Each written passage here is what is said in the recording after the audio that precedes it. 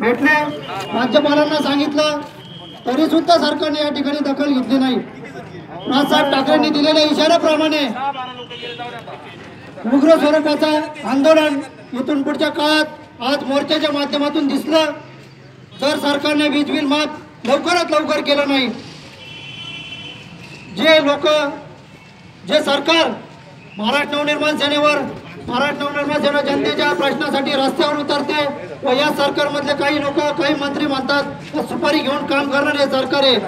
या सरकारला पक्षाच्या वतीने आम्हाला एकच सांगायचंय, जनतेचं लाईट बिल माफ होण्यासाठी जनतेकडून आम्ही सुपारी घेऊ, परंतु तुम्हाला आम्ही खुर्चीवर बसून देणार नाही, एवढं या ठिकाणी सरकारने येणाऱ्या काळात आज आम्ही मोर्चा काढला। पुढच्या काळात राजसाहेब जो काय आदेश देतील, उद्या तुमच्या गाड्या जरी फोडायची वेळ आली तरी महाराष्ट्र नवनिर्माण सेनेचे सर्व सैनिक गाड्या फोडल्याशिवाय राहणार नाही। त्याच पद्धतीचं आंदोलन आज सर्व प्रशासनाने, आपल्या सर्व कार्यकर्त्यांनी, सैनिकांनी सहकार्य केलं। प्रशासनाचा मी धन्यवाद मानतो, आभार मानतो।